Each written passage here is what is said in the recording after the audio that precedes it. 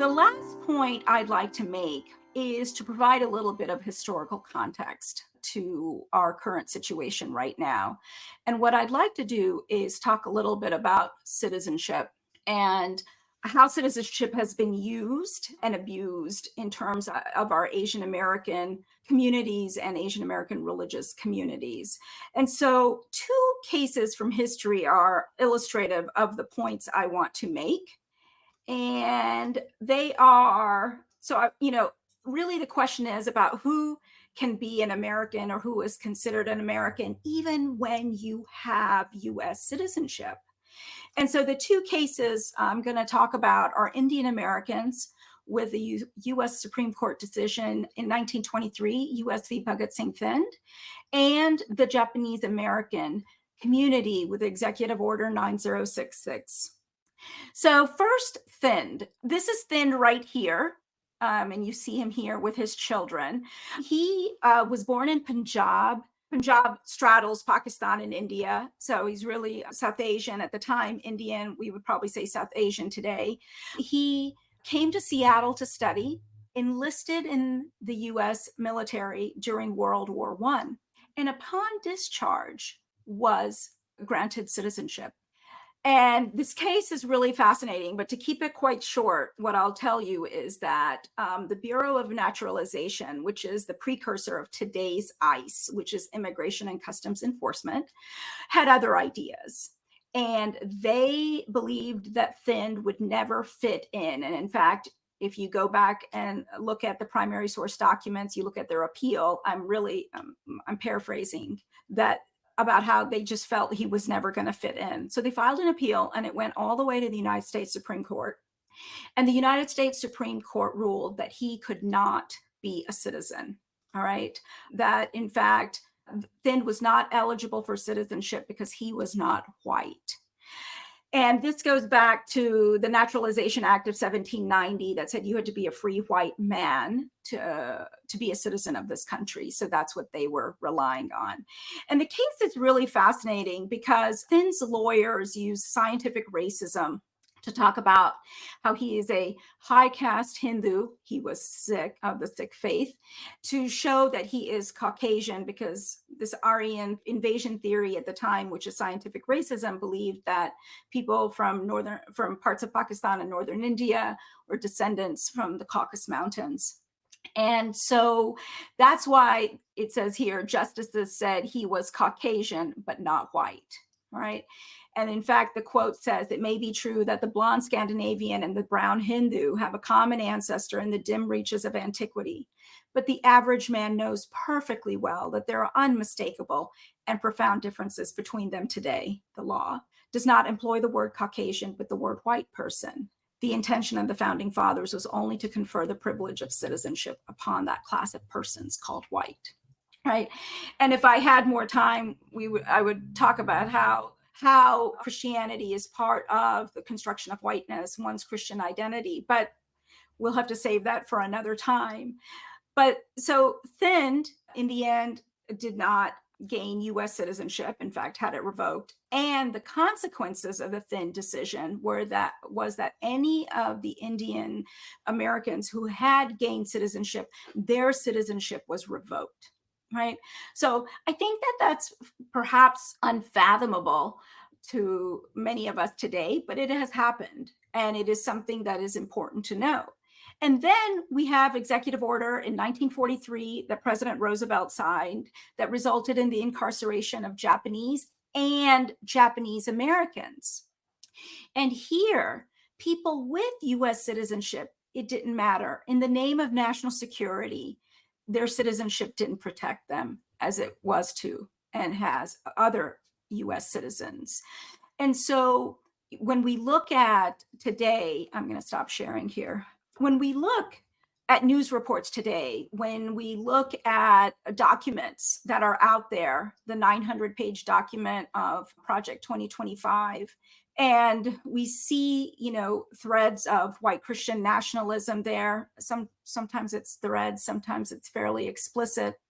In June of 2020, President Trump created an Office of Denaturalization, and got the ball rolling about stripping certain people of their citizenship. And I think that that's important to know, as well as understanding this historical context. Not sure what will happen. Many scholars and political pundits have talked about how Project 2025, the 900-page document, tells us what is potentially what will come with another Trump administration, but we don't know for sure. But for me, I go back to history and I see what has happened, and then we have to keep in mind maybe what could happen. Thank you, Khyati. That was a very stimulating and scarily sobering talk, especially on that concluding note. But I love your experience as a community activist, as a scholar of Asian American religions, and the case studies from on the ground. I think there are many Asians here who can identify with at least some family member who is, let's just say, maybe of a different political persuasion. And I'll just say, for my own family background, back in 2016, my own father was a very avid Trump supporter, especially about mainland China politics and how he perceived Trump to be very strong against communist China. And so when you bring in the historical comments about Bhagat Singh Thind, as well as Executive Order 9066 about Japanese incarceration, as well as some of the published plans to either denaturalize or basically purge America of racial ethnic minorities, especially immigrants, when that historical argument is then presented for today's Trump voters, does that move the needle? Like, I'm just curious how these conversations go. And I just want to invite your feedback.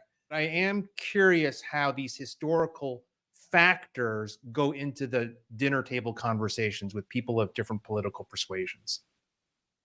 Well, if you check with me in 2 weeks, I'll have more information to tell you, because of a project I'm involved with that it will be coming out in just a couple of days.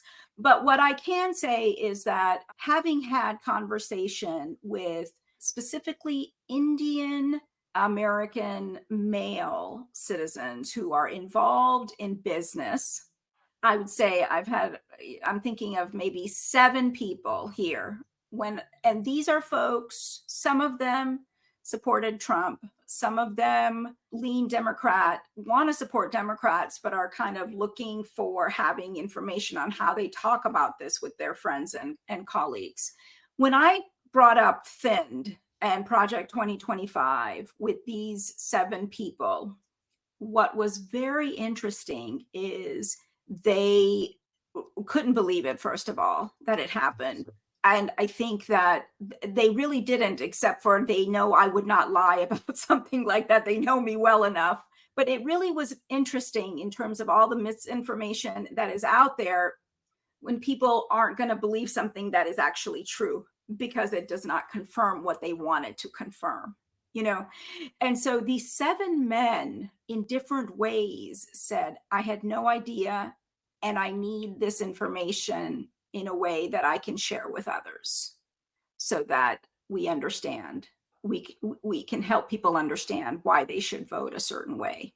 So, and these 7 are leaders in their own respective Indian American communities. So it was really, and these were 3 different conversations I had that altogether were these 7 men. So I thought that that was really intriguing. People of all different educational backgrounds, all successful in some way, shape, or form. And so I think that getting information out is important. 100%. I think part of how I'm registering your comments, Khyati, is historical consciousness and political consciousness go hand in hand. It's really hard to stoke political consciousness without the relevant historical consciousness. And I just want to give a shout out to our colleague and friend of the center, Dr. Tim Sang, and his work at Fuller Seminary with creating an Asian American Christian historical initiative, in part to raise historical consciousness. And this history about Bhagat Singh Thind, as well as Japanese incarceration, is an important part of the politics of Asian Americans.